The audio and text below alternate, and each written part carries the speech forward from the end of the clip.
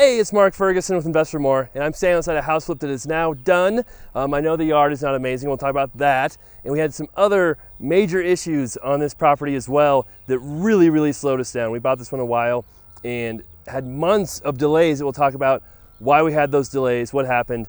Part of those are my fault. I don't really have anybody else to blame. We'll talk about how and why.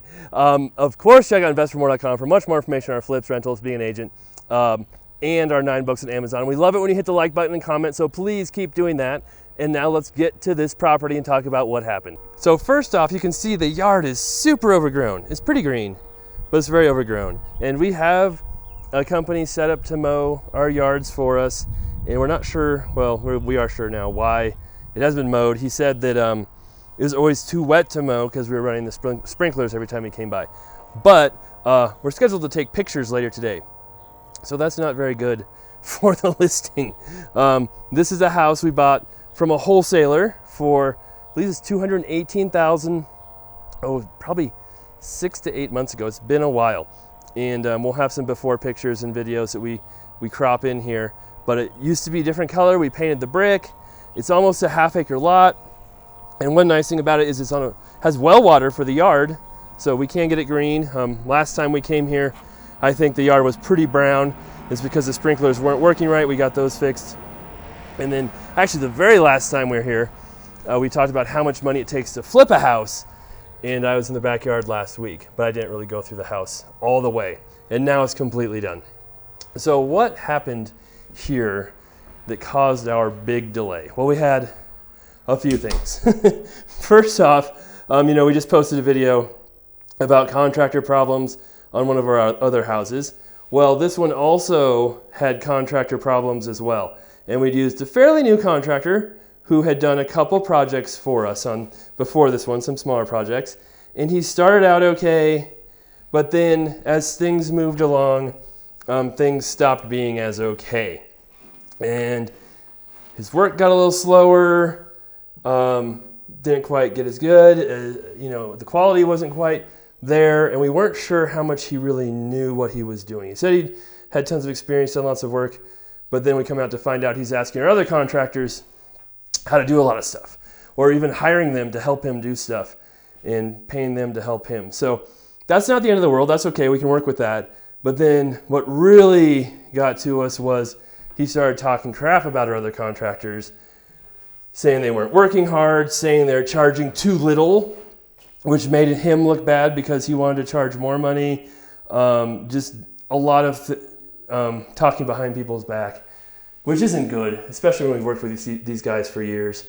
And then they, not only talking crap about them, but then he was talking crap about them to our other contractors who then tell us. So not very smart. So that happened. And then along with that, he bid a new job for us and just came in really high, just way higher than his other bids, way higher than our other contractors. So it was at a point where I don't think it's going to work out with us anymore. So he had not quite finished this one up, and we had to bring in some other people to just finish it up real quick. So that's always takes some delays. That's exactly what happened on our other house that we just posted, the old green house. It's now gray. But that wasn't the big delay. The big delay, like I said, was my fault, sort of my fault. And that had to do with the city and building permits. So you can see them in the window right there. So most houses we try to avoid repairs that require permits, not re-permits. But every city, every town has different requirements for what they need, what they don't need. And then sometimes they even change those requirements, or different people from the city have different requirements. It can get kind of confusing. But permits can cause a whole lot of delays, a lot of expenses. But I understand why they're there too. For major repairs, major structural stuff, it makes sense. This kitchen's all brand new, by the way. Flooring brand new, hardwood refinished, paint new, lights new. I think we kept the doors. Oh, that door's really ugly. Things we always notice walking through the property. So what happened was when we replaced the water heater, one of our contractors left it in the dumpster showing, And so a City of Greeley inspector actually lives down the street, and he saw the water heater on our dumpster, and it's required that you get a permit to change the water heater. And he looked it up, saw we did not require a permit or did not get a permit, and so we got a stop work order, had to stop all work on the house. So obviously changing out a water heater isn't a big deal, we can get a permit for that. But then they came through the house, looked at everything, and decided that we had to do much more extensive permit work and redo a bunch of other things. So this is where it gets kind of crazy, and a lot of it was down here. Now, when we bought this house, I'll show you the before pictures. There was no sheetrock in this room. This room over here had kind of a kitchen with some sheetrock. So it technically wasn't finished, but it had been finished before we bought it. There was, nails, pieces of drywall. It had obviously been finished at one point, and the person we bought it from had done some demo work. So we were just going to put the basement back together. Technically, should have gotten a permit to do that, but we didn't. So the inspectors came through and said that the basement was never finished. We have to get all new permits for everything down here, and that we'd have to possibly do egress windows, possibly do a lot more work. Well, I kind of showed them some pictures and said, hey, the bathroom was here, that was already here. There's drywall in some of the rooms, you can see where the drywall was. And they said, nope, it definitely wasn't finished. There were no permits ever pulled to finish it. And I thought, well, that's strange because, we don't always search for every single permit that's pulled on a house from the time it was built. But public records said the basement was finished as well. And usually public records only says the basement's finished if people pull permits. And then, the county or city comes by to check it out and they add it to the county records as being finished. But the building inspector said, nope, that doesn't matter. That doesn't prove anything. And so I'm like, okay, we have pictures to say it was finished. We have, records from the public records showing it's finished. And the county or city basically said, well, there's no permit showing it was ever finished back to 1962 or whenever it was built. So in our book, that means it was never finished and everything's got to be permitted according to code. So I was worried at one point because this shower pan is too close to the toilet for code. We don't know how much insulation is in every wall because we didn't do all of them. There's a lot of stuff we just don't know. And so we were worried we had to tear out this whole thing and redo it. But the city came through and they made us do a couple, minor electrical changes, nothing serious. And then, if you saw before, they made us put in egress windows for the bedrooms. So we kind of tried to say they were offices and not bedrooms, and they didn't go for that. So we came through, put in egress windows. I think they cost us $2,200 each. Plus we had to do some touch up, around them. So now there are egress windows. Again, even though technically, according to code and the law, if the basement was finished before that code was in place, it's grandfathered in, you don't have to have egress. But they said, hey, there's no record of it ever being finished, so we're assuming it never was finished. So not the end of the world. It could have been much worse. But we had to spend a lot of time going through this process too. So it took us a couple months to get inspections done, work scheduled, all of that going. So it's not just the money of inspections or the pain, it's the time often. And that's what we're running into now with the bar, where we're working on the bar. And we wanted to change the floor plan a little bit.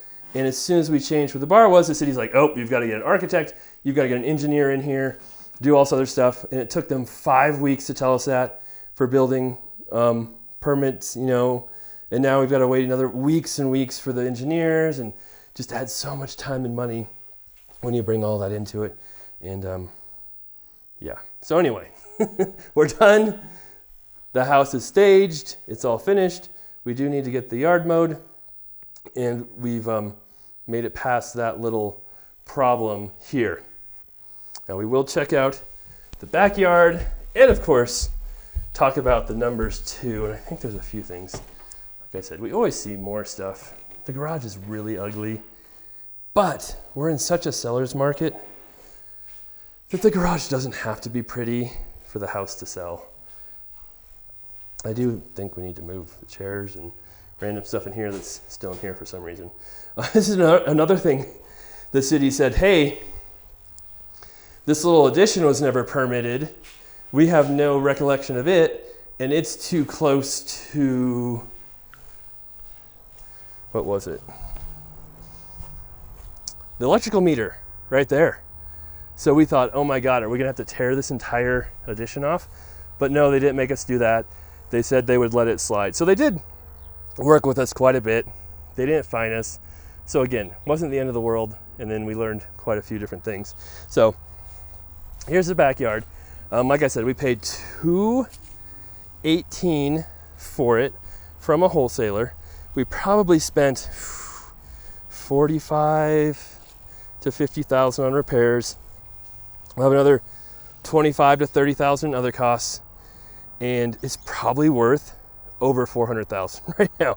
The market's crazy. So we bought it thinking it'd be worth kind of like $350, and things. Oh, look at that! I think that's an apple tree. That's kind of cool. Does have a little garage back here. We cleaned this up a lot back here. We actually found a dead cat back here one day in the old camper shed, which was right here. We did not leave the camper shed, unfortunately, even though it was pretty amazing. And then really neat area too. Backs to a park, and then has a little ditch back here. Always want to be careful with kids when you back to a little ditch, but cool for adults. And then, yeah, tons of room back here. The lot just keeps going and going and going all the way back to that corner. These, I believe, are these grapes? I don't know. Maybe. But yeah, pretty neat property. And I'm glad we finally got through all the inspections, all the delays. Now we can list it and, of course, see what it will sell for. So it still should be a good flip, even with those issues, even kind of switching contractors a little bit, which happens, and some of the other delays. But let us know what you think. Love to hear your comments, questions, concerns. Love it when you like our videos too, that helps us. Love it when you share them. And of course, like I said, check out InvestFourMore.com. If you really want to invest in real estate, learn about being an agent, even just buying a regular house, we have tons of information on all that stuff, and lots of books on Amazon too if you really want in-depth information. All right, we will be back soon with many more videos coming up. Take care.